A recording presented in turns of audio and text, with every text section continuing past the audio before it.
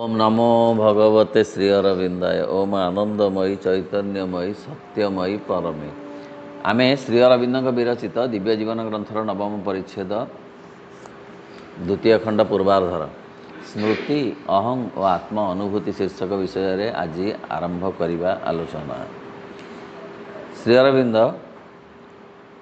एठारे कहउछंती आपणार प्रत्यक्ष आत्मचेतना द्वारा ही मनोमय सत्ता एवं विभेदमूलक आत्म अनुभवर प्रवाह पछरे रहिथिबा स्वकीय नाम रूपातीत अस्तित्वटीर परिचय पाई थाए। आपणार शाश्वत उपादानगत आत्मा जेउथिरु कि जावतीय मनोमय रूपायनर रचना होइछि और जहाँ सेगुड़िकर मर्म रूपे प्रच्छन्न होई रहिछि ताहार परिचय लाभ करे। एते बड़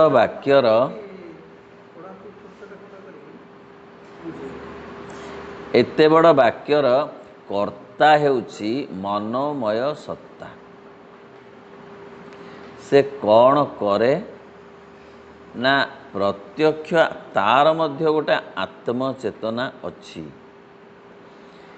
से आत्मचेतना द्वारा विभेदमूलक आत्मा अनुभव ता काम मनोमय सत्तार काम होउछि अनुभव करिवो, किंतु विभेदमूलक अनुभव करिवो, एकत्व अनुभव करिवनी। करी कौन सी करुछि ना आपणार शाश्वत उपादानगत आत्मा को जेउथिरु कि जावतीय मनोमय रचना होइछि।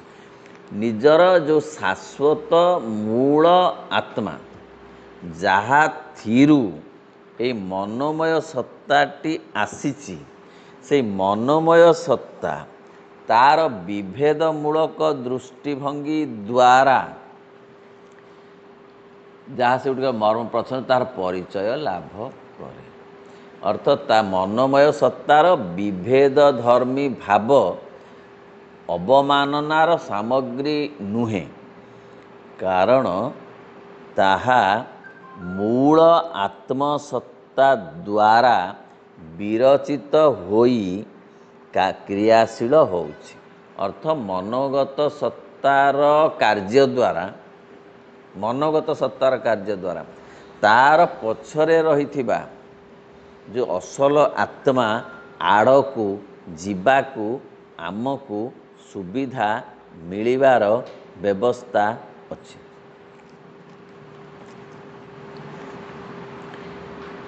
अहं पछरे रहिथिबा आत्मार परिचय लाभ करे, कारण मनर काम मनरे अहं अछि। मन होउछि अहंग्र बड़ सिंहासन, तारी बाट देई अहंकु माध्यम करी अहंकु पाथेय करी आगकू जीवाकू हब स्टेपिंग स्टोन करी। सेही प्रत्यक्ष बा साक्षात आत्मज्ञान लाभ करिबाकू हेले मनोभूमिर पश्चात भागरे अवस्थित कालातीत नित्य वर्तमान भूमि रे जाई पहुँचवाकू हुए।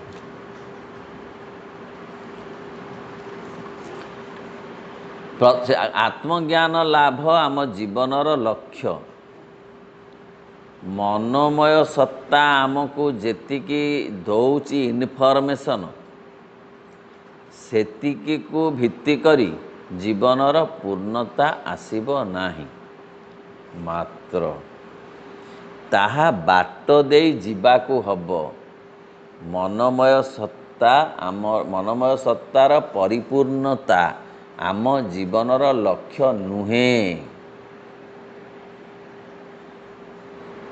आम जीवनर लक्ष्य होउछि मनोमय सत्तार क्रिया द्वारा आत्मज्ञान आड़कू जीवा।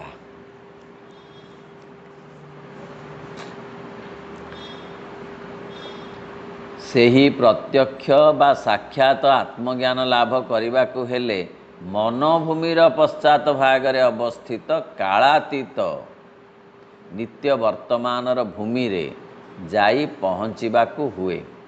ମନୋମୟ ସତ୍ତା ମଧ୍ୟରେ ଅବସ୍ଥିତ ଏହା ହିଁ ସର୍ବଦା ସେହି ଏକା ଭଳି ରହିଥାଏ। ଅତୀତ ବର୍ତ୍ତମାନ ଓ ଭବିଷ୍ୟତ ମଧ୍ୟରେ ମନ ଯେଉଁ ସବୁ ଭେଦର ଭ୍ରମ ପ୍ରତୀତି କରିଥାଏ, ସେ ଆତ୍ମଚେତନା ସେଗୁଡ଼ିକ ଦ୍ୱାରା କୌଣସି ପ୍ରକାର ପ୍ରଭାବିତ ହୁଏ ନାହିଁ। ଆତ୍ମିକ ମୂଳ ଆତ୍ମିକ ଚେତନା ଅତୀତ ଦ୍ୱାରା ନୁହେଁ, ବର୍ତ୍ତମାନ ଦ୍ୱାରା ନୁହେଁ କି ଭବିଷ୍ୟତ ଦ୍ୱାରା ପ୍ରଭାବିତ ହୁଏ ନାହିଁ। ମାତ୍ର ମନୋମୟ ସତ୍ତାର ଅତୀତର ପରିବର୍ତ୍ତନଶୀଳତା ଅଛି, ବର୍ତ୍ତମାନର ଅଛି, ଭବିଷ୍ୟତରେ ମଧ୍ୟ ଅଛି। ଦେଶ ବା ପରିବେଶଗତ ବିଭେଦ ଦ୍ୱାରା ମଧ୍ୟ ତାହା ପ୍ରଭାବିତ ହୁଏ ନାହିଁ। ଦେଶ କହିଲେ ଏଇ ଯେଉଁ ଭାରତ ଅମୁକ ସିଏ ଦେଶ କଥା ପଡ଼ିନି। ଦେଶ କହିଲେ ଯେଉଁ ଯାହାକୁ ଆମେ କହୁଛୁ ସ୍ଥିତି, ଯେଉଁ ସ୍ଥିତିରେ ଭୌତିକ ସ୍ଥିତି, ହଁ, ଯାହାକୁ ଆମେ କହୁଛୁ ସେ ସ୍ପେସ୍ ବା ଯେଉଁ ସ୍ଥିତି ଯାହା ଉପରେ ସେ ଆଶ୍ରୟ କରି ଅଛି ଆତ୍ମା, ସିଏ ତାହା ଦ୍ୱାରା ପ୍ରଭାବିତ ହୁଏ ନାହିଁ।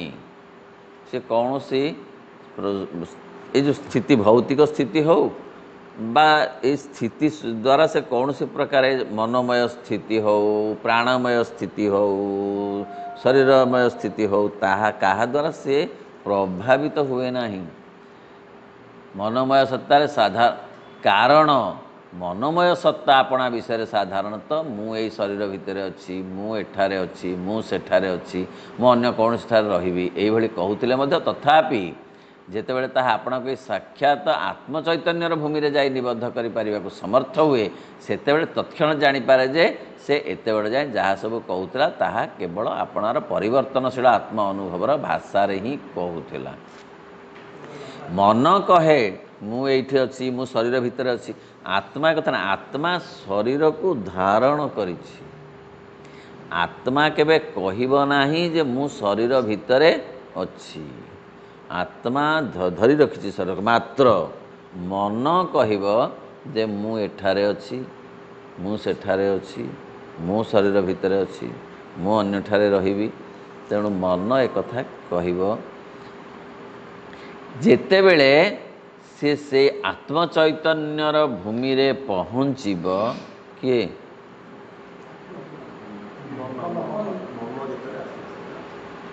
ଯେତେବେଳେ ଆତ୍ମଚୈତନ୍ୟର ଭୂମିରେ ପହଞ୍ଚିବ, ସେତେବେଳେ ଯାଇ ଜାଣିବ ଯେ ଏତେବେଳେ ଯାଏଁ ଯାହା ସେ କହୁଥିଲା ସିଏ ଆପଣାର ପରିବର୍ତ୍ତନଶୀଳ ଆତ୍ମ ଅନୁଭବର ଭାଷାରେ ସେ କେବଳ ନିଜେ ଯେତିକି ଅନୁଭବ କରୁଥିଲା ତାର ଗୋଟେ ଆତ୍ମ ଅନୁଭବ ଅଛି ମନର, ଯେଉଁଟା ପରିବର୍ତ୍ତନଶୀଳ। କିନ୍ତୁ ପ୍ରକୃତ ଆତ୍ମାର ହେଉଛି ଅପରିବର୍ତ୍ତନୀୟ। ଏଇ ଭାଷା ତାର ଉପର ଭାଗୀୟ ଚେତନାଟି ସହିତ ପରିବେଶ ଓ ବହିର୍ବିଶ୍ୱ ସହିତ ରହିଥିବା ସମ୍ବନ୍ଧ ଗୁଡ଼ିକୁ ପ୍ରକାଶ କରିଥାଏ। ଏଗୁଡ଼ିକୁ ଅଲଗା କରି ଚିହ୍ନି ରଖି ଏବଂ ଏଗୁଡ଼ିକରୁ ଆପଣାକୁ ବିମୁକ୍ତ କରି ରଖି ସେ ବୁଝିପାରେ ଯେ ଯେଉଁ ଆତ୍ମାଟି ସମ୍ବନ୍ଧରେ ତାହାର ପ୍ରତ୍ୟକ୍ଷ ଚେତନା ରହିଛି ସେ ବାହାରର ଏହିସବୁ ପରିବର୍ତ୍ତନ ସହିତ ଆଦୌ କୌଣସି ମତେ ପରିବର୍ତ୍ତିତ ହୁଏ ନାହିଁ। ସେ ବୁଝିପାରେ ଯେ ସେ ପ୍ରକୃତରେ ଯାହା ଯେଉଁ ଆତ୍ମା ସହିତ ତାର ସମ୍ପର୍କ ଅଛି ସେ ଆତ୍ମା ଏଇ ପରିବର୍ତ୍ତନଶୀଳ ଆତ୍ମା ନୁହେଁ। ମନର ଯେଉଁଗୁଡ଼ା ସ୍ୱଧର୍ମ, ପରିବର୍ତ୍ତନଶୀଳତା, ବିଭେଦ ଧର୍ମିତା, ତାହା ଆତ୍ମାର ନୁହେଁ। ଏହିସବୁ ପରିବର୍ତ୍ତନ ସହିତ ସେ ଆଦୌ କୌଣସି ମତେ ପରିବର୍ତ୍ତିତ ହୁଏ ନାହିଁ। ମାତ୍ର ଏହା ସର୍ବଦା ଅପରିବର୍ତ୍ତିତ ରହିଥାଏ। ଶରୀର, ମନ କିମ୍ବା ଏଗୁଡ଼ିକ ବିଚରଣ କରୁଥିବା କ୍ରିୟା କରୁଥିବା ଭୂମିର କୌଣସି ପ୍ରକାର ପରିବର୍ତ୍ତନ ଦ୍ୱାରା ଆଦୌ ପ୍ରଭାବିତ ହୁଏ ନାହିଁ। କିଏ?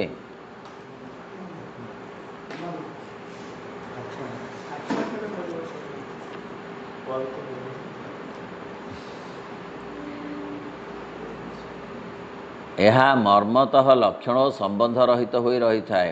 ଚେତନାମୟ ଶୁଦ୍ଧ ସତ୍ତାତ୍ଵ ବ୍ୟତୀତ ଏହାର ଅନ୍ୟ କୌଣସି ଅସ୍ତିତ୍ୱଗତ ଲକ୍ଷଣ ନଥାଏ। ଏହା ସ୍ୱୟଂ ସମ୍ପୂର୍ଣ୍ଣ ହୋଇ ରହିଥାଏ। शुद्ध सत्तारे ही नित्यकाल सकाशे संतुष्ट होई रही थाए, आत्मानंदमय होई रही थाए। एहीपरि भावरे ही आमे सूक्ष्म आत्मार परिचय पाऊ। शाश्वत अहं अस्मि अथवा सकल परिवर्तनर अतीत अयमस्तिर परिचय पाऊ।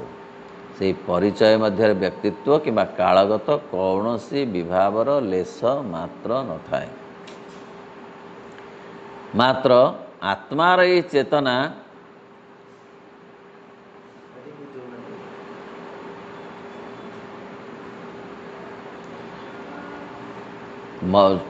बुझा जी पढ़िले आम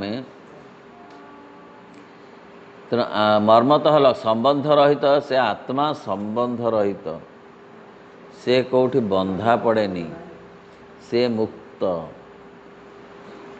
से केमिति ना स्वयं संपूर्ण से शुद्ध से नित्यकाल संतुष्ट सी आत्मानंदमय से यही भाव में आमे आत्मार परिचय पाऊ। एवं शाश्वत अहं अस्मि मु अच्छी मु अटे बोली शाश्वत से बदलेनी शाश्वत रहे एवं अयम अस्ति हाँ ये अच्छी यही भाव से थाए। मात्र आत्मार ये चेतना एक दिगरे जेपरि एक कालातीत चेतना रूपे अवस्थित रही थाए सेहीपरि अन्य दिगरे मध्य काल को अवलीला क्रमे आपणा मध्य प्रतिबिंबित रूपे देखा समर्थ होता है। आत्मा खाली जे विमुक्त होगी एक कथा नुहे, आत्मार गोटे प्रतिबिंब अच्छी। आत्मा जे केवल बिंब ता भी नुहे, आत्मार गोटे प्रतिबिंब अच्छी। आत्मा जे केवल काया ता नुहे, तार गोटे छाया भी अच्छी। आत्मा जे केवल गोटे ध्वनि ता नुहे, तार प्रतिध्वनि अच्छी। तार छाया तार प्रतिध्वनि मन प्राण शरीर ए छायारू काया आड़ को बाट फिटी। मात्र छाया काया नुहे कि काया छाया नुहे। अन्य दिगरे मध्य काल को अवलीला क्रमे आपणा मध्य प्रतिबिंबित रूपे देखा समर्थ होता है। काल को एक परिवर्तनशील अनुभूतिर कारण बा आशयगत क्षेत्र हिसाब से भी देखा समर्थ हुए। से मध्य काल को गोटे से जापर जे तार अनुभूति नबार अच्छी, परिवर्तनशील अनुभूति नबाक अच्छी मन माध्यम प्राण माध्यम जहाँ आम टाइम स्पेस ए सब माध्यम सी तार छाया द्वारा छाया को उपस्थापन करने द्वारा से अनुभूति नौ जदिबा से निजे ताहा नुहे। आत्मा मन नुहे, आत्मा प्राण नुहे, मात्र आत्मा जदि काया हुए तार एक छाया होची मन, तार एक छाया होची प्राण, तार एक छाया होची शरीर। सेतेबेले ताहा शाश्वत अहं अस्मि रूपे परिचित हुए। से परिवर्तन रहित चेतनार उपरिस्थ बहिर्भाग ही कालगत प्रक्रियार क्षेत्र में चेतन अनुभूतिर परिवर्तन मान संघटित होता है। से केवल बाहरे बाहरे जो छाया मानकर परिवर्तन हुए तो होता है किंतु कायार हुए नहीं। सते छायार ही परिवर्तन हुए। 12टा बेलर छाया 3टा बेल को न थाए किंतु काया बदल जाए थाए कि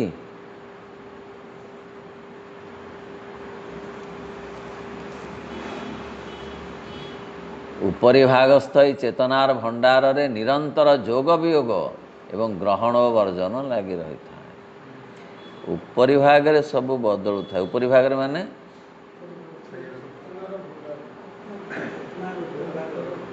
उपरि भाग रे माने मन प्राण शरीर रे सब परिवर्तन मान से जोग वियोग होता है। ए शरीर आर जन्म को नहीं, किशोर शरीर युवक बेल को नहीं, ବାର୍ଦ୍ଧକ୍ୟ ବେଳକୁ ନାହିଁ। ମନ ସେମିତିକା ବଦଳି ଯାଉଛି ପ୍ରତି ମୁହୂର୍ତ୍ତରେ। ଏବଂ ପ୍ରତ୍ୟେକଟି ଗ୍ରହଣ ତଥା ପ୍ରତ୍ୟେକଟି ବର୍ଜନ ଦ୍ୱାରା ତାହା ସ୍ୱୟଂ ପରିବର୍ତ୍ତିତ ହେବାରେ ଲାଗିଥାଏ। ଅବଶ୍ୟ ଏକଥା ସତ ଯେ ଗଭୀରତର ସ୍ତରରେ ଅବସ୍ଥିତ ଯେଉଁ ଆତ୍ମସତ୍ତା ଏହି ପରିବର୍ତ୍ତନର ଆଶ୍ରୟ ଓ ଆଧାର ରୂପେ କାର୍ଯ୍ୟ କରୁଥାଏ, ସେଥିରେ ଆଦୌ କୌଣସି ପରିବର୍ତ୍ତନ ଘଟେ ନାହିଁ। ଆତ୍ମାରେ କୌଣସି ପରିବର୍ତ୍ତନ ଘଟେ ନାହିଁ। ଏଇ ଯେଉଁ ପରିବର୍ତ୍ତନଶୀଳତା ଘଟୁଥାଏ ତା'ର ଛାୟାରେ କି ପ୍ରତିଧ୍ୱନିରେ, ପ୍ରତିବିମ୍ବରେ। ମାତ୍ର ବହିର୍ଭାଗସ୍ଥ ଅର୍ଥାତ୍ ଉପରିଭାଗୀୟ ଆତ୍ମାଟି ଆପଣା ଅନୁଭୂତି କ୍ଷେତ୍ରରେ ସତତ ବିକଶିତ ଓ ବିବର୍ତ୍ତିତ ହେବାକୁ ଲାଗିଥାଏ, ଯାହାକୁ ଆମେ କାମନା ଆତ୍ମା କହିପାରୁ, ଡିଜାୟାର ସୋଲ୍ କହିପାରୁ। ଡିଜାୟାର ସୋଲ୍ ଆମର ପ୍ରକୃତ ସୋଲ୍ ନୁହେଁ। ପ୍ରକୃତ ସୋଲ୍ ଅଛି ଅପରିବର୍ତ୍ତନୀୟ, ସର୍ବତ୍ର ବିରାଜିତ। କାମନା ଆତ୍ମା ପରିବର୍ତ୍ତନୀୟ, ଅନୁଭୂତି ସଂଗ୍ରହ କରେ, ଅନୁଭୂତି ଦ୍ୱାରା ପରିପୃଷ୍ଟ ହୁଏ। ସେ ଅନୁଭୂତି ମନ, ପ୍ରାଣ, ଶରୀର ମାଧ୍ୟମରେ ସେ ପ୍ରାପ୍ତ ହୁଏ। କିଏ? କାମନା ଆତ୍ମା।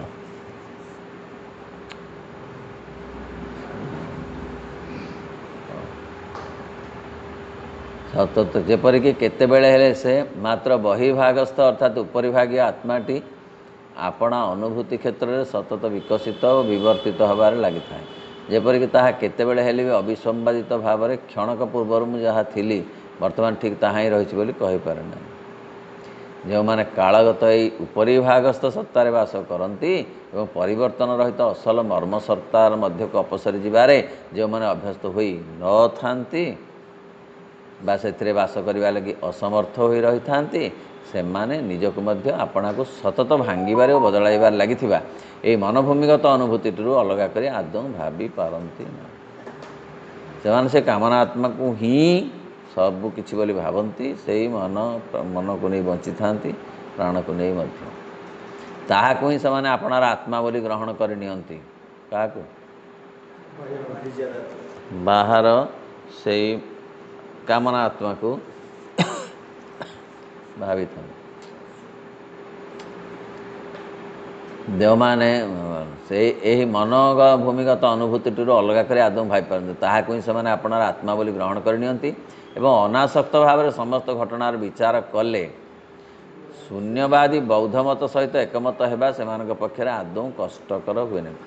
ସେମାନେ ସେଇ ବୌଦ୍ଧ ମତ ଅର୍ଥ ଯେଉଁ ନିର୍ବାଣ, ବୌଦ୍ଧ ମତ ହେଉଛି ଶୂନ୍ୟବାଦ ଏବଂ ତା'ର ଲକ୍ଷ୍ୟ ହେଉଛି ନିର୍ବାଣ। ସେମାନେ ଆତ୍ମାକୁ ବିଶ୍ୱାସ କରନ୍ତି ନାହିଁ।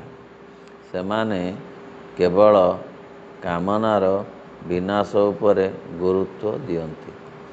କାମନା ଶୂନ୍ୟ, ସେଇ ଶୂନ୍ୟ ହେଉଛି ସେ କାମନା ବିନାଶ କରି କରି କରି କରି କାମନା ଥାଏ ପ୍ରାଣରେ ଆଉ ମନରେ, ଶରୀରରେ ମଧ୍ୟ ତାକୁ ସବୁ ମାଇନସ୍ ବିରସ ତାକୁ ସବୁ ମାଇନସ୍ କରି କରି କରି କରି କରି ଗୋଟେ ସ୍ଥିତିରେ ପହଞ୍ଚିବେ ଯାହାକୁ ସେମାନେ ନିର୍ବାଣର ସ୍ଥିତି କହନ୍ତି, ବୌଦ୍ଧବାଦର ଶୂନ୍ୟତା କହନ୍ତି।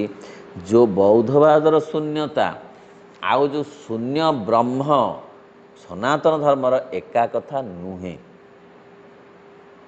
କାରଣ ସେମାନେ ମନ ଉପରେ ଗୁରୁତ୍ୱ ଦେଇ ଦେଇ କାମନାର ବିନାଶ କରି ଗୋଟେ ସ୍ଥିତିରେ ପହଞ୍ଚିବା କଥା କହନ୍ତି, କିନ୍ତୁ ସନାତନ ଧର୍ମ କହେ ଶୂନ୍ୟ ହିଁ ପୂର୍ଣ୍ଣ। କିନ୍ତୁ ବୌଦ୍ଧ ମତରେ ଶୂନ୍ୟ ପୂର୍ଣ୍ଣ ନୁହେଁ, ଶୂନ୍ୟ ହେଉଛି ନିର୍ବାଣ।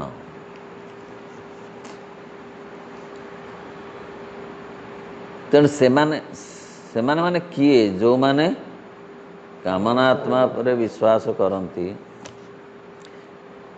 ସେମାନେ ଭାବନ୍ତି ଯେ ସେମାନେ ବୌଦ୍ଧ ଧର୍ମ ଯେମିତି କହେ ସେ ମଧ୍ୟ ସେମିତି କଥା କହନ୍ତି ଯେ ଏହା ହିଁ ଏଇ ମନ ଏମାନଙ୍କର କାମନା ସହିତ ସେମାନେ ଅସଲ ଆତ୍ମା କଥା କହନ୍ତି ନାହିଁ। ଯେପରି ବୌଦ୍ଧ ଧର୍ମୀମାନେ ଅସଲ ଆତ୍ମା କଥା କହନ୍ତି ନାହିଁ, ସେହିପରି କାମନା ଆତ୍ମା କି ମନ ପ୍ରାଣ ଶରୀର ଉପରେ ଭରସା ବିଶ୍ୱାସ କରୁଥିବା ଲୋକମାନେ ଅସଲ ଆତ୍ମା କଥା କହନ୍ତି ନାହିଁ। ସେତେବେଳେ ଆତ୍ମା କହିଲେ ସେମାନେ ଭାବନା, ଅନୁଭୂତି ଓ ମନୋମୟ କ୍ରିୟାର ଏକ ସ୍ରୋତ ବ୍ୟତୀତ ଆଉ କିଛି ବୋଲି କଳ୍ପନା କରନ୍ତି ନାହିଁ। ସେମାନେ ତାହାକୁ ଏକ ପ୍ରଦୀପ ଶିଖା ପରି କଳ୍ପନା କରନ୍ତି, ଯାହାକି ଅବିରାମ ଜଳିବାରେ ଲାଗିଛି, ତଥାପି କେବେ ହେଲେ ସେହି ଗୋଟିଏ ଶିଖା ହୋଇ ରହିନାହିଁ। ତାପରେ ଯଥାର୍ଥ ଆତ୍ମା ବୋଲି ପ୍ରକୃତରେ କୌଣସି ପଦାର୍ଥ ଆଦୌ ନାହିଁ ବୋଲି ସିଦ୍ଧାନ୍ତ କରିନେବାକୁ ଆଦୌ ଡେରି ଲାଗେ ନାହିଁ।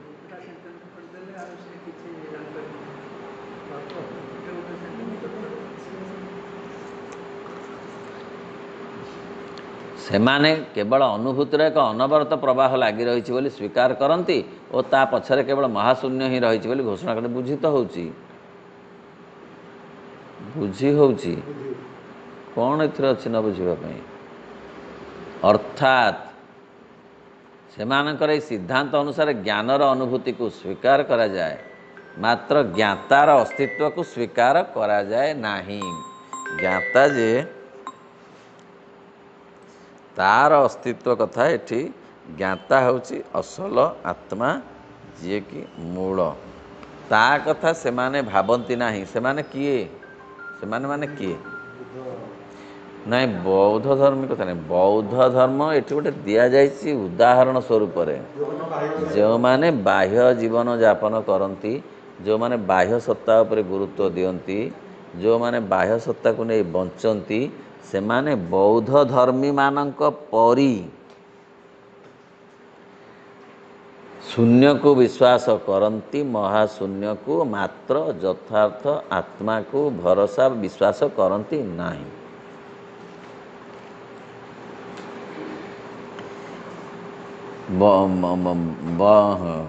ବରଂ ସେମାନେ କହନ୍ତି ଯେ ଆତ୍ମା ବୋଲି ପ୍ରକୃତରେ କୌଣସି ପଦାର୍ଥ ନାହିଁ। ଅର୍ଥାତ୍ ସେମାନଙ୍କର ଏହି ସିଦ୍ଧାନ୍ତ ଅନୁସାରେ ଜ୍ଞାନର ଅନୁଭୂତିକୁ ସ୍ୱୀକାର କରାଯାଏ, ମାତ୍ର ଜ୍ଞାତାର ଅସ୍ତିତ୍ୱକୁ,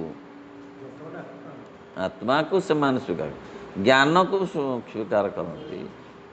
ମନର ଜ୍ଞାନ, କାମନାକୁ ତାକୁ ବିନାଶ ନାନା କଥା।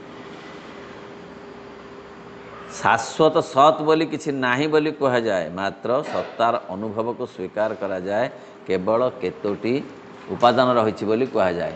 ଏକ ସତତ ଧାବମାନତାର ଅଂଶଗୁଡ଼ିକ ରହିଛି ବୋଲି କୁହାଯାଏ, ମାତ୍ର କୌଣସି ଯଥାର୍ଥ ସମଗ୍ରତାକୁ ସ୍ୱୀକାର କରାଯାଏ ନାହିଁ। ସନାତନ ଧର୍ମରେ ସମଗ୍ରତା ଅଛି, ପୂର୍ଣ୍ଣତାର କଥା ଅଛି, ଆତ୍ମାର କଥା ଅଛି।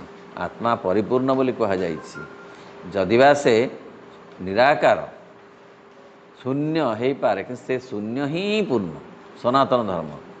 କିନ୍ତୁ ବୌଦ୍ଧ ଧର୍ମର ଶୂନ୍ୟ, ସେ ଶୂନ୍ୟ ପୂର୍ଣ୍ଣ ନୁହେଁ।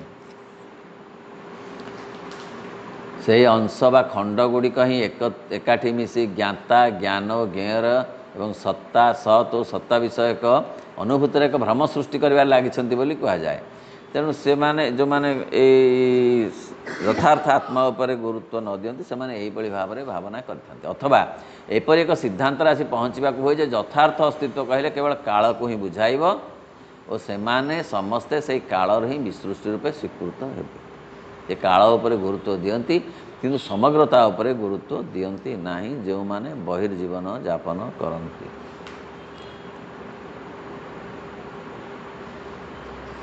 ଅଥବା ଏପରି ଏକ ସିଦ୍ଧାନ୍ତରେ ଆସି ପହଞ୍ଚିବାକୁ ହୁଏ ଯେ ଯଥାର୍ଥ ଅସ୍ତିତ୍ୱ କହିଲେ କେବଳ କାଳକୁ ହିଁ ବୁଝାଇବ, ସେମାନେ ସମସ୍ତେ ସେହି କାଳର ବିସୃଷ୍ଟି ରୂପେ ସ୍ୱୀକୃତ ହେବେ। ଏହିପରି ଏକ ପ୍ରତ୍ୟାହାରର ବଶବର୍ତ୍ତୀ ହେଲେ ସେହି କ୍ଷେତ୍ରରେ ବାସ୍ତବ କିମ୍ବା ଅବାସ୍ତବ ଏକ ଜଗତରେ ସତ୍ତାକୁ ଗୋଟିଏ ଭ୍ରମ ବୋଲି ମନେ କରିବା ଯେପରି ଅପରିହାର୍ଯ୍ୟ, ସେହିପରି ଯେଉଁମାନେ ଏକ ଅକ୍ଷର ଓ ଅବିଚଳ ଆତ୍ମା ମଧ୍ୟରେ ବାସ କରି ଆଉ ସବୁ କିଛିକୁ ଭଙ୍ଗୁର ଓ ପରିବର୍ତ୍ତନଶୀଳ ଅନାତ୍ମା ବୋଲି ଦେଖୁଥାନ୍ତି, ସେମାନଙ୍କ ପକ୍ଷରେ ମଧ୍ୟ ବ୍ରହ୍ମ ସତ୍ୟ ଓ ଜଗତ ମିଥ୍ୟା, ଏହି ବିପରୀତ ଭାବର ସିଦ୍ଧାନ୍ତରେ ଆସି ପହଞ୍ଚିବା ମଧ୍ୟ ଏକାନ୍ତ ଅପରିହାର୍ଯ୍ୟ ହୋଇପଡ଼େ। ବୁଝି ହେଉଛି?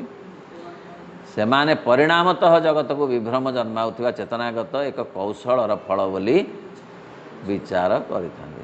କହିଲେ ଏସବୁ ଭ୍ରମ ଗୋଲମାଲରେ ପକାଇବା ପାଇଁ ଏସବୁ ସୃଷ୍ଟି ହେଇଛି। ଏ ଜଗତ ମାୟା, ବ୍ରହ୍ମ କେବଳ ସତ୍ୟ। ମାତ୍ର କୌଣସି ତତ୍ତ୍ୱ ନିଗାଡ଼ିବାର ଧନ୍ଦା ଭିତରେ ନ ପଶି ଆମେ ବର୍ତ୍ତମାନ ଏହି ଉପରିଭାଗସ୍ଥ ବହିଶ୍ଚର ଚେତନାଟିକୁ ବିଚାର କରି ଦେଖିବାକୁ ଚେଷ୍ଟା କରିବା, ଏହାର ତଥ୍ୟାବଳୀ ଦେଇ ଏହାର ଅଧ୍ୟୟନ କରିବା। ये बाहर कौन घटना ताको भल कर बुझीबा आमे ये चेतना को प्रथमतः एक आशयगत व्यापार रूपे देखी था। आशयगत माने गोटे एमती गोटे व्याप्त गोटे अभिव्यक्त काल बिंदुर एक अविराम प्रवाह द्रुत गति धाई चली बोली आमे देखी था। काल तो धाई चली अविराम गति संध्या सकाळ बड़ कथा नुहे से गुड़ा कह तार गोटे गोटे गोटे आम गोटे गोटे से स्वरूप कि तार अंतरीण भाव गोटे काल बही चली एटा बाहर को लगुच लहड़ी गुड़ाक बाहर संध्या गोटे लहड़ी कहार कालर सकाळ गोटे लहड़ी हेले ता भितर गोटे गोटे लहरा ता भितर लहरीर पछता गोटे ताको आउ गोटे कि ता भितर नाही गोटे प्रभाव मान एमती गोटे कि नहीं अच्छे ना महाकाल बोली तो कहीं कोई काल भी कहीपर हेले काल यह गोटे मुहूर्त सकाशे अटकाई रखा एकांत असंभव बोली मन हुए सेठी सबू केवल सतत परिवर्तित होबार ही लगी था। परिवर्तनशीलता होची एक कालर गोटे बड़ प्रभाव बड़ दृश्यमान अभिव्यक्ति यह गोटे मुहूर्त एपरिक देशगत परिवेश कौन सी परिवर्तन नहेबा बेले मध्य सेठारे परिवर्तन लगी रहा है। परिवर्तन एपरि देशगत मान स्थितिगत रे पछी परिवर्तन नहे मध्य परिवर्तन हो जाते प्रकृति ताहा नुहे कि सबु स्थिति गुड़ा कौन सांगे सांगे बदली जाउची स्थिति बदलिबार पूर्वरु काल भी बदली जाउची। एपरिक देशगत परिवेश रे आपणार जो देह बा रूपटी भितर चेतना प्रत्यक्ष भाव में वास करता है सेठारे परिवर्तन लगी रही है एवं वस्तु गुड़िकर परिवेशगत जो देह बा रूपरे ताहा कम प्रत्यक्ष भाव में वास करता है सेठारे मध्य परिवर्तन लगी रही है। कहले हाँ देहरे परिवर्तन घटुची कालर प्रभाव रे किंतु जो देहर जो मूल सत्ताटा देह को जे धरी रखिची गोटे देहर सत्ता देह को धरी रखिची आमे ताको मध्य जो दैहिक सत्ता बोली कहूँ से बाहर परिवर्तन हो कि देहर जो मूल सत्ताटी अच्छी नहले से परिवर्तन कालगत परिवर्तन रे ताहा खंड खंड अलगा हो जाता। गोटे किशोरर देह युवक बेल को आहरी अलग अलग होकरी एडे एडे गोड़ एते होकरी फुलिक क्या तार दैहिक मूल सत्ताटी ठीक अच्छी से केवल दांत गुड़ाक झड़ी पड़ुची बोली कौन देहटा सब दैहिक मूल सत्ताटा देह को धरी रखी ना नहीं आत्मा तो समस्त धरी रखी पुणी देह को भी धरी रखी गोटे सत्ता कौन दैहिक मूल दैहिक मन मन को भी धरी रखी मन एत दुख हो जाऊँगी कौन भांगी खंड खंड होकरी ताकू तो पुणी किए गोटे आणुचे ना नहीं यहीपरी यही आपणार जो यही दुईटी जाक द्वारा चेतना समान भाव में प्रभावित होता है। आवश्यकता सत जे बृहत आवास भूमिटी अपेक्षा क्षुद्र आवास भूमिर जगतर शरीर अपेक्षा आपणार शरीर प्रभावटी ताहा पाखरे अधिक स्पष्ट हो प्रतिभात हुए। तेणु जगतर जेते परिवर्तन घटुची ता अपेक्षा अपेक्षा आपणा शरीर प्रकृत जे जो जो सृष्टि सब होईची से जगत को धरी रखी गोटे चेतना से चेतना जिते परिवर्तित हो नहीं ताठू बेसी परिवर्तन होची जो गुड़ा सब विसृष्टि गुड़ाकर शीघ्र शीघ्र परिवर्तन होची मात्र जो मूल जागतिक सत्तार जहाँ आम विश्वसत्ता कौन एत शीघ्र सब बदली जाऊँगी गछटे झाउड़ी जाऊँगी बोले विश्वसत्ता कौन झाउड़ी जाऊँगी आ गोटे गछ तैयारी कर पारनी गोटे माछ धरा होके आसूची ताको भोजी रे माछ खाईगले बोले माछ मूल सत्ताटी कौन विश्वसत्ता ता द्वारा कौन नष्ट हो जाऊँगी कारण केवल आपणा शरीर मध्य संगठित होता परिवर्तन गुड़िक संबंध में यह अधिक अवहित व सचेतन रही है। ଏବଂ କେବଳ ପରୋକ୍ଷ ଭାବରେ ଅର୍ଥାତ୍ ଇନ୍ଦ୍ରିୟ ଗୁଡ଼ିକର ମାଧ୍ୟମରେ ପିଣ୍ଡ ଉପରେ ବ୍ରହ୍ମାଣ୍ଡର ଅଭିଘାତ ଗୁଡ଼ିକର ମଧ୍ୟ ଦେଇ ଏହା ଜଗତ ରୂପ ଦେହଟି ବିଷୟରେ ସଚେତନ ହୋଇପାରେ।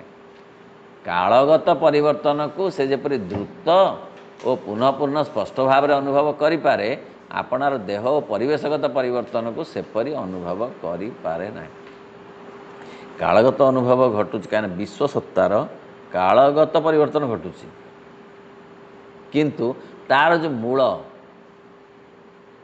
ସେ ମୂଳଟା ହଠାତ୍ ପରିବର୍ତ୍ତିତ ହେଉନାହିଁ।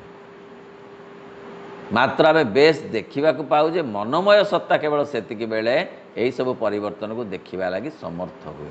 କେବଳ ମନୋମୟ ସତ୍ତା ହିଁ ଦେଖିପାରେ, ଗୋଟେ ବିଶ୍ୱ ମନ ଦେଖିପାରେ ପରିବର୍ତ୍ତନକୁ, ଯେମିତି ବ୍ୟକ୍ତି ମନ ଦେଖିପାରୁଛି ବ୍ୟକ୍ତିର ପରିବର୍ତ୍ତନକୁ। ମାତ୍ର ତା ଭିତରେ ଥିବା ମୌଳିକ ସତ୍ତାର ବିଶେଷ ପରିବର୍ତ୍ତନ ଘଟୁନାହିଁ। ଗୋଟେ ବିଶ୍ୱ ମନ ଅଛି, ଗୋଟେ ବିଶ୍ୱ ପ୍ରାଣ ଅଛି, ସେ ଏତେ ଶୀଘ୍ର ବଦଳି ଯାଉନାହିଁ ଯେତେ ଶୀଘ୍ର ବ୍ୟକ୍ତି ମନ ବ୍ୟକ୍ତି ପ୍ରାଣ ବଦଳି ଯାଉଛି। କାଳର ପ୍ରଭାବ ଯେତେବେଳେ ବ୍ୟକ୍ତି ଉପରେ ଯେତେ ଅଧିକ ପଡ଼ୁଛି, ବିଶ୍ୱ ଉପରେ ସେତେ ଅଧିକ ପଡ଼ୁନାହିଁ। ଆପଣାର ମନୋମୟ ଅନୁଭବ ମନୋମୟ ଶରୀର ଉପରେ ନାନା ଛାପ ପକାଇବାକୁ ଆରମ୍ଭ କରେ ବା ସେଗୁଡ଼ିକରେ କୌଣସି କାରଣ କେବଳ ଏହି ମନର ମଧ୍ୟ ଦେଇ ହିଁ ଆପଣାର ପରିବର୍ତ୍ତନଶୀଳ ଦେହଗତ ନିବାସ ଓ ପରିବର୍ତ୍ତନଶୀଳ ଜଗତଗତ ଅନୁଭବ ସମ୍ବନ୍ଧରେ ସଚେତନ ହୋଇଥାଏ। ସୁତରାଂ କାଳବିନ୍ଦୁ ଓ ଦେଶ କ୍ଷେତ୍ରରେ ଏକ ନିୟତ ପରିବର୍ତ୍ତନ ହେବାରେ ଲାଗିଛି ଏବଂ ତହିଁ ସଙ୍ଗେ ସଙ୍ଗେ ଦେଶ ଓ କାଳ ମଧ୍ୟରେ ମଧ୍ୟ ସମଗ୍ର ପରିବେଶର ଏକ ପରିବର୍ତ୍ତନ ସଂଗଠିତ ହେଉଛି ଏବଂ ସେଇଥିଯୋଗୁଁ ଆମ ବହିଶ୍ଚର ଓ ଆପାତ ପ୍ରତୀୟମାନ ଆତ୍ମାର ରୂପାୟିତ ଅଭିବ୍ୟକ୍ତି ସ୍ୱରୂପ ସେହି ମନୋଭୂମିଗତ ବ୍ୟକ୍ତିତ୍ୱରେ ମଧ୍ୟ ନିୟତ ପରିବର୍ତ୍ତନ ଘଟୁଛି। ଶ୍ରୀ ଅରବିନ୍ଦ କହୁଛନ୍ତି, ଏଇ ଯେଉଁ ବ୍ୟକ୍ତିମାନେ ବହିର୍ଜୀବନରେ ବାସ କରୁଛନ୍ତି ଏବଂ ବ୍ରହ୍ମ ସତ୍ୟ ଆଉ ଜଗତକୁ ମିଥ୍ୟା ବୋଲି କହୁଛନ୍ତି, ସେମାନେ କାହିଁକି ଏପରି କହୁଛନ୍ତି ନା କାଳର ପ୍ରଭାବରେ ସେମାନେ ପରିବର୍ତ୍ତନକୁ ଜାଣିପାରୁଛନ୍ତି। ଯଦିବା ବିଶ୍ୱ ଆତ୍ମା ତା ଦ୍ୱାରା ପରିବର୍ତ୍ତିତ ହେଉନାହିଁ, ବିଶ୍ୱ ମନ ତା ଦ୍ୱାରା ଏତେ ବେଶୀ ପରିବର୍ତ୍ତିତ ହେଉନାହିଁ, ଯେହେତୁ ସେମାନେ ଦେଖୁଛନ୍ତି ଯେ ଆଜିର ବ୍ୟକ୍ତିଟି କାଲିକି ନାହିଁ, ତେଣୁ ଏ ଜଗତ ମିଥ୍ୟା, ୟା ଉପରେ ଭରସା କରିହେବ ନାହିଁ। ଆଜିର ଫୁଲଟି କାଲିକି ଝଡ଼ିଗଲାଣି, ତେଣୁ ତା ଉପରେ ଭରସା କରିହେବ ନାହିଁ। କିନ୍ତୁ ଫୁଲ 100ଟା ଝଡ଼ିଗଲା ବୋଲି କ'ଣ ବିଶ୍ୱ ପ୍ରାଣ ବିଶ୍ୱ ମନ କ'ଣ ଝଡ଼ିଗଲା? ସେଇ କଥା କହୁଛନ୍ତି ଯେ ବ୍ରହ୍ମ ସତ୍ୟ ଆଉ ଶ୍ରୀ ଅରବିନ୍ଦ କହୁଛନ୍ତି ଜଗତ ବି ସତ୍ୟ। ଏଇସବୁ ବାହାର ପରିବର୍ତ୍ତନ ଘଟିଲେ ମଧ୍ୟ ଭିତର ପରିବର୍ତ୍ତନ ଘଟୁନାହିଁ। ଭିତର କଥାଟା ମୂଳ, ବାହାର କଥା ଗୁଡ଼ାକ ତାର ଛାୟା। ତେଣୁ ଛାୟାଟା ବଦଳି ଗଲେ କାୟା ବଦଳି ଯାଉନାହିଁ। ତେଣୁ ବ୍ରହ୍ମ ସତ୍ୟ ଆଉ ଜଗତକୁ ସତ୍ୟ ବୋଲିକିରି ଗ୍ରହଣ କରିବା ଦରକାର।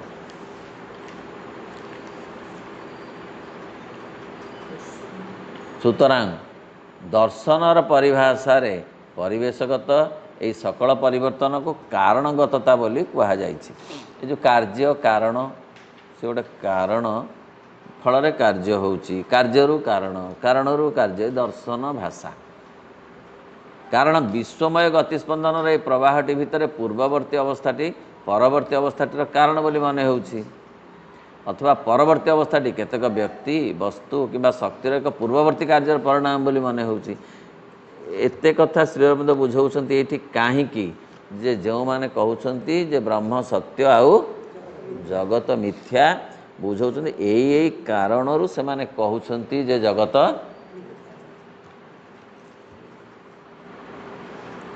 ତେଣୁ ମନର ପ୍ରତ୍ୟକ୍ଷ ଆତ୍ମଚେତନାଟି ବ୍ୟତୀତ ତାହାର ଅଳ୍ପ ବହୁତ ପରୋକ୍ଷ ପରିବର୍ତ୍ତନଶୀଳ ଏକ ଅନୁଭବ ମଧ୍ୟ ରହିଛି, ଯାହାକୁ କି ମନ ଦୁଇଟି ଭାଗରେ ବିଭକ୍ତ କରି ରଖିଛି।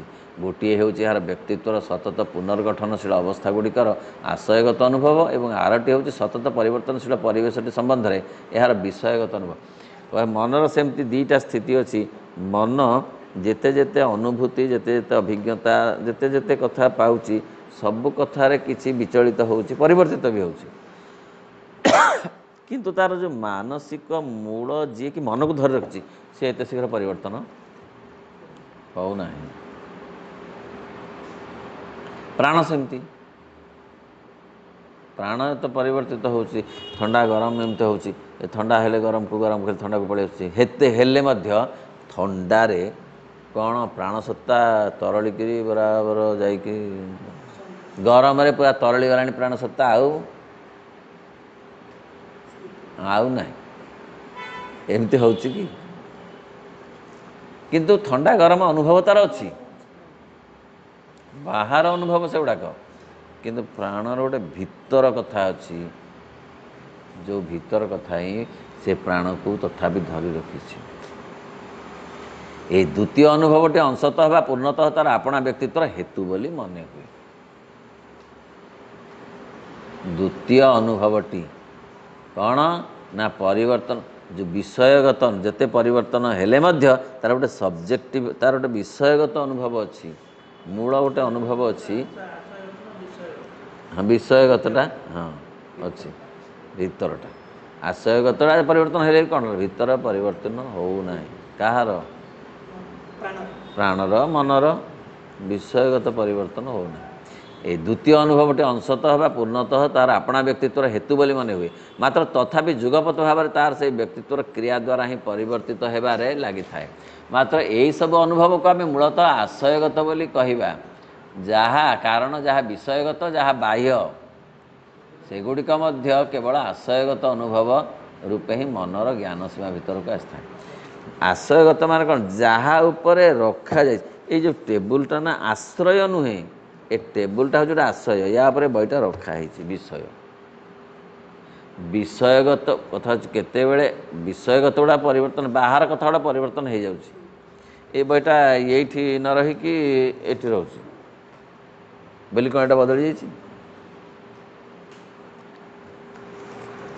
सी जो बदली जाटा को श्री अरविंद कहते बदली जावा उपरे गुरुत्व देई मूल कथाटा उपरे गुरुत्व न देई जगत को कहा जगत को मिथ्या एठारे स्मृतिर भूमिकाटीर महत्व अत्यंत बढ़ी जाए। हाँ बंद कर दो। हाँ ओम नमो भगवते श्री अरविंदाय ओम आनंदमयी चैतन्यमयी सत्यमयी परम।